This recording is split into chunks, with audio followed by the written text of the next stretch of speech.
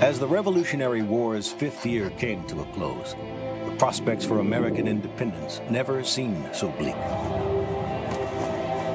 The euphoria brought on by the victory at Saratoga, New York, and the French commitment to aid America, both financially and militarily, had long since died out. American defeats to the south, at Savannah, Charleston, and Camden, only furthered the growing sense of despair. Morale was low. Mutiny lurked within Washington's ranks. Ex-American General Benedict Arnold, whose defection and treachery seemed to signal a broader problem among the population, now led British forces, raiding unchecked into the heart of Virginia. Inflation and shortages of hard money meant Congress could not even pay the soldiers defending their cause. And rumors swirled that the French, pouring what amounted to billions in current dollars into the American war effort, were having second thoughts about their involvement in what had become, for them, an expensive global conflict. At his headquarters in New York, Commander-in-Chief George Washington saw the present crisis unfold and observed, "We're at the end of our tether, and now or never, our deliverance must come."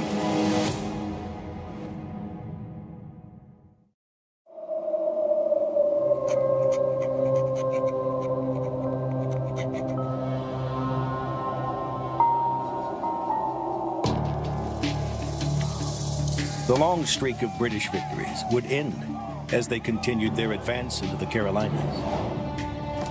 A recently formed American army under Nathaniel Greene harassed Lord Charles Cornwallis's troops as they marched endlessly through the rough Carolina backcountry. The British were stung with losses at Kings Mountain and Cowpens, coupled with devastating casualties suffered at Guilford Courthouse. Tired of the inconclusive fighting in the Carolinas, Cornwallis made the fateful decision to march his army north to Virginia. It is here, in the home colony of Washington, Thomas Jefferson, and Patrick Henry, that Cornwallis hopes to not only stop the flow of supplies into the Deep South, but to also make Virginia the seat of war, even at the expense of British control of New York. General Sir Henry Clinton, Cornwallis's superior in New York, is angered by the move into Virginia. Not only is it a blatant disregard of orders, it risks wiping away the hard-fought British gains in the Carolinas. Plus, with the news of the French fleet's operation in American waters, Clinton is no longer certain that he can safeguard Cornwallis's position in Virginia or transport him safely elsewhere. Despite these doubts over his strategy, Clinton sends reinforcements south to his aid. By May 1781, Cornwallis unites the British forces at Petersburg, 7,200 strong.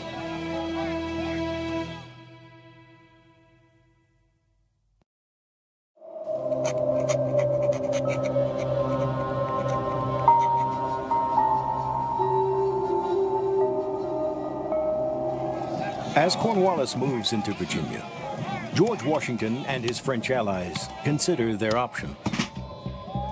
Since the arrival of French forces in 1778, the Allies have yet to produce a significant victory.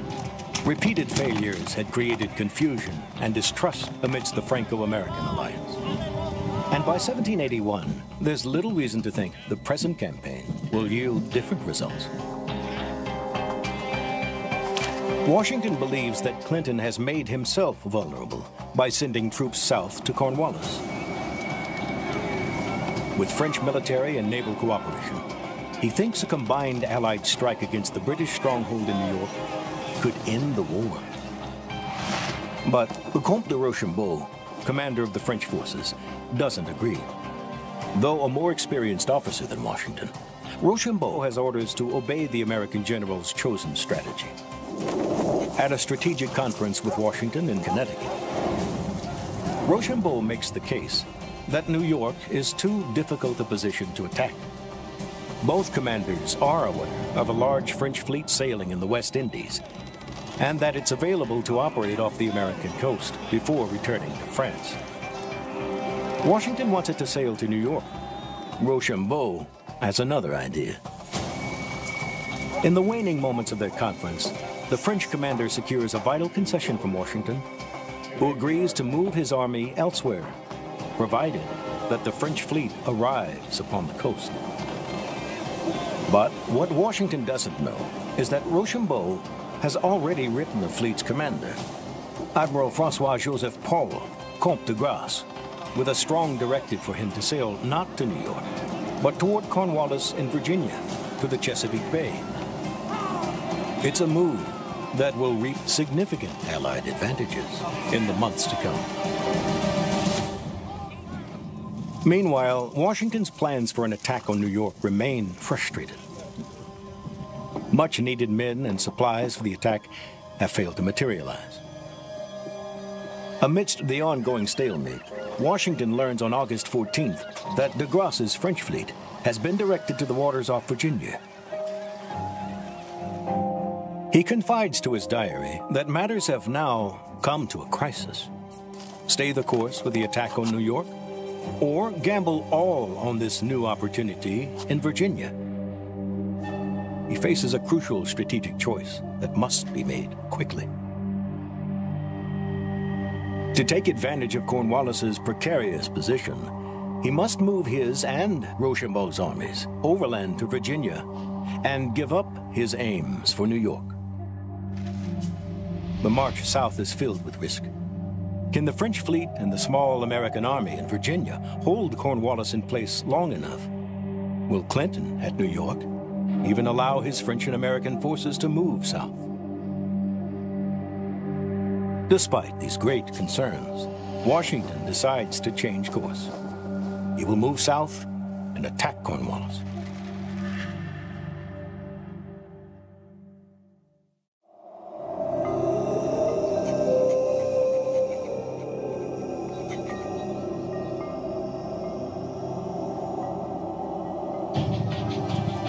Since his arrival in Petersburg, Virginia on May 20th, General Cornwallis's combined army of 7,200 men had been unable to bring the Marquis de Lafayette's wily American force to decisive battle.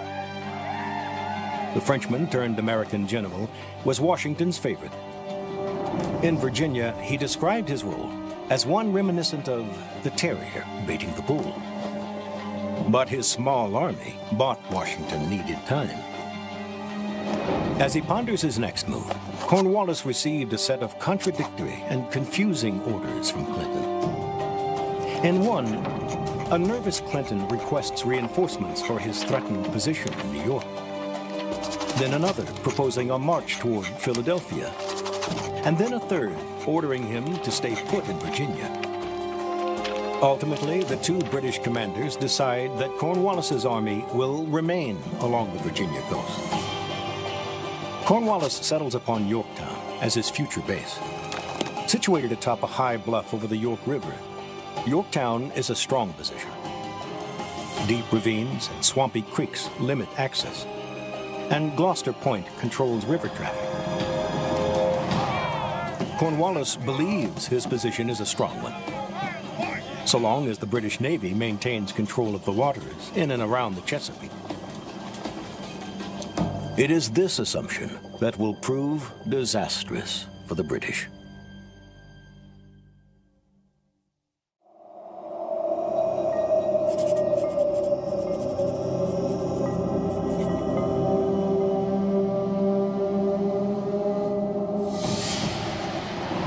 Armed with Rochambeau's directive, de Grasse sails north from French-controlled bases in the Caribbean on August 15th. Using Virginia pilots and sailing the smuggler's route, he arrives at the Chesapeake 2 weeks later. His fleet is 29 ships of the line, 4 frigates, and 3,200 French soldiers. The British quickly realize that it will take a victory by their Royal Navy to reopen any escape by water. Sailing south from New York, British Admiral Thomas Graves and a fleet of 19 ships of the line arrive on September 5th to find the larger French fleet blocking the entrance to the Great Bay.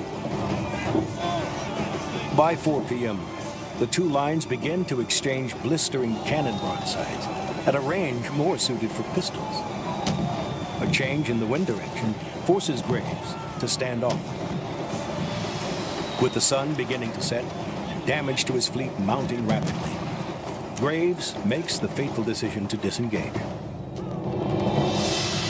Though inconclusive tactically, the Battle of Virginia Capes was the first major naval defeat of the British by the French since 1690.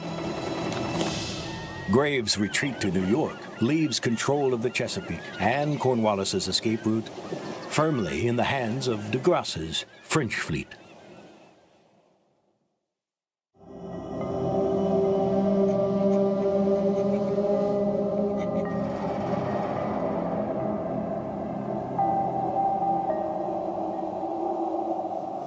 Washington is in a race for time.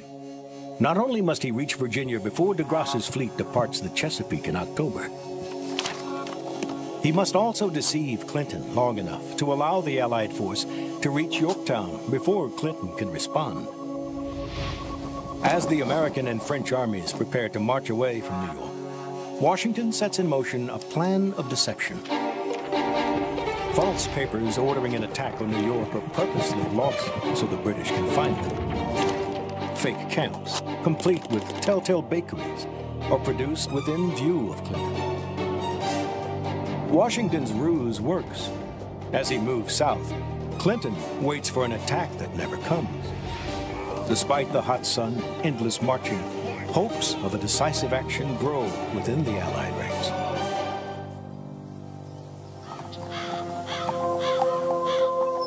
Washington rides forward to Mount Vernon, his home that he had not seen in more than 6 long years. There, he and Rochambeau refined their war plan.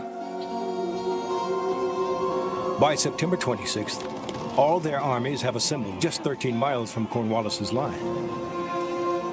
Despite the Allies' great fortune so far, Washington must act quickly to dislodge Cornwallis from around Yorktown before the French fleet retires to safer waters.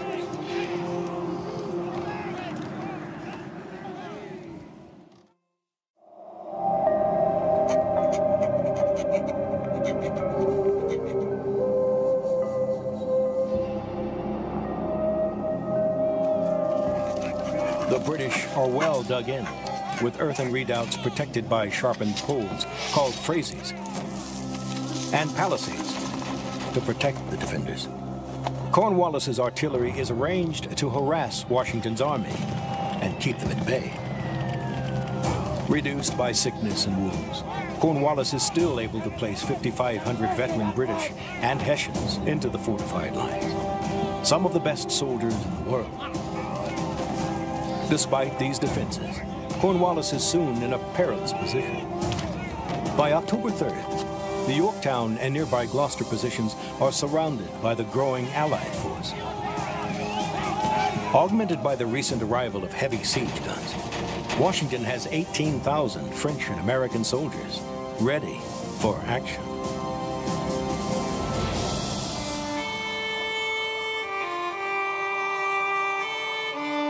Relying on Rochambeau's experience in classic siege warfare, Washington orders the Yorktown operation to commence. The plan is for American and French forces, in the dark of the night, to dig parallel trenches, inching ever closer until their artillery is in range to begin breaking down Cornwallis's earthen defenses. The siege and victory, claims Rochambeau, is now reducible to calculation.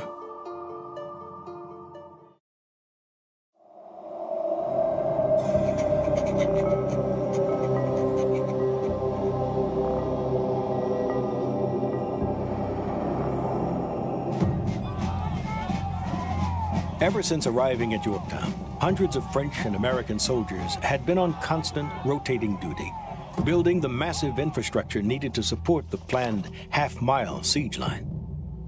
On October 6th, Rochambeau's design is set in motion. Under the cover of a rainy night, 1,500 men fan out to begin digging along a line marked by pine boards. 2,500 men move ahead to defend them from attack. 1,000 yards from the British, this first parallel line is 10 feet wide and 4 feet deep. It will house 13 artillery batteries and 4 manned redoubts. Going exactly to plan, most of this line will be filled with troops by sunrise. General Washington is among the first to break the earth with a pickaxe, symbolically beginning the siege of Yorktown. By October 9th, all of the 73 Allied cannons, mortars, and howitzers have been hauled into battery positions along the line. General Washington fires one of the opening shots. As many as 1,700 rounds eventually crash into the unfortunate town each day.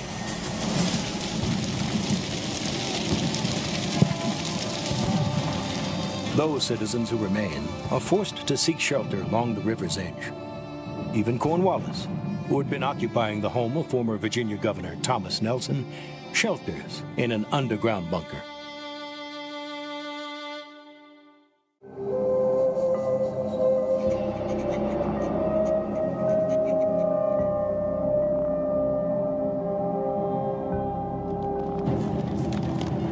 Although the cannons of the Allies were relentless, more pressure was needed. Digging zigzag approach trenches, the Allies began construction of a second parallel on the night of October 11th. This second parallel is only 350 yards from the nearest British defenses, point-blank cannon range. By dawn, they had built a trench 750 yards long.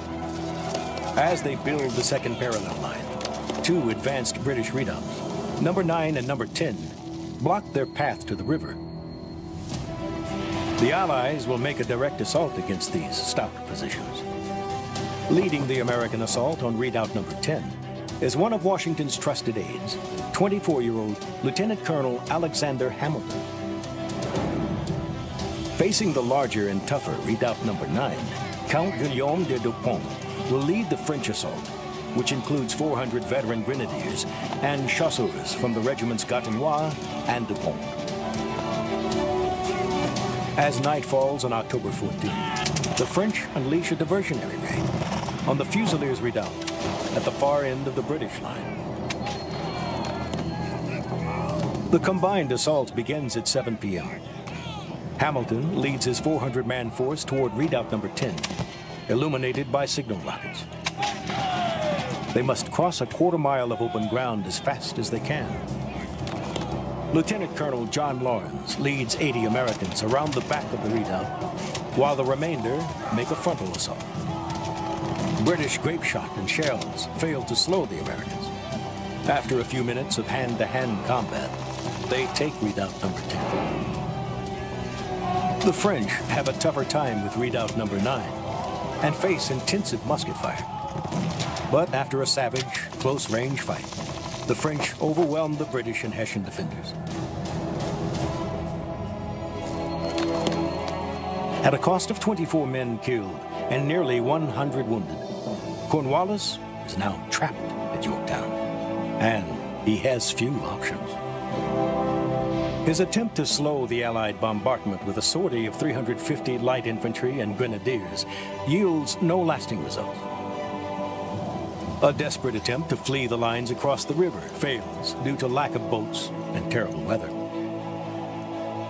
Surrounded by a sick and hungry army, the smashed houses of Yorktown, and the rising stench of hundreds of dead and rotting horses, Cornwallis decides to seek the unthinkable: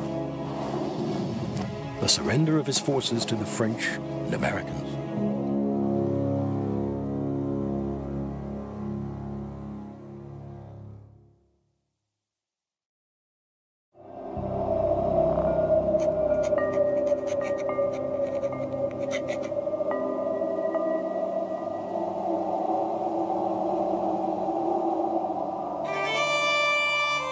Cornwallis seeks honorable terms, which Washington rejects. He will give the British the same treatment they gave the Americans a year earlier at Charleston. colors surrendered, and Cornwallis's men, prisoners. The British commander has no choice but to accept or face further bloodshed. At 2 p.m. on October 19, 1781, the British march from the ruined remains of Yorktown. They stack their weapons and surrender their flags. Lord Cornwallis claims illness, leaving the formal surrender to Brigadier General Charles O'Hara. O'Hara attempts to surrender to Rochambeau, who directs him to General Washington. Washington, in turn, has O'Hara surrender to his second-in-command, General Benjamin Lincoln, who had been forced to ignobly surrender a year before at Charleston. With Cornwallis's sick and wounded, more than 8,000 prisoners are counted at Yorktown, along with over 200 cannon, 8,000 muskets, and 2,000 swords. The British suffer 556 killed, wounded, or missing. The Allies, 389, nearly two-thirds of which were French. That evening, Washington notifies Congress, writing simply that a reduction of the British Army under the command of Lord Cornwallis is most happily effected. The evening of October 22nd, they issue a decree for a day and a night of celebration.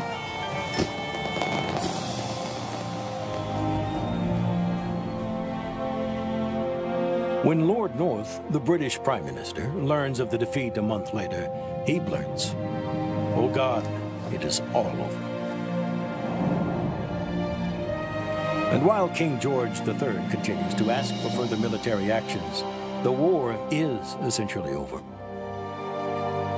The defeat at Yorktown and the mounting costs of the war saps British public support for continued action. In April 1782, the British Parliament seeks out the American ministry in France to begin negotiations. 18 months later, the Treaty of Paris is ratified by Congress, bringing about the end of America's war for independence and the beginning of a new nation. With the war over, General Washington shocked the world in December 1783 by resigning his commission as Commander-in-Chief. Walking away from such a powerful position prompted King George III to call him the greatest character of his age. But his retirement from public service would be short-lived. By 1787, he was elected president of the Constitutional Convention in Philadelphia. 2 years later, he would become the first president of the United States.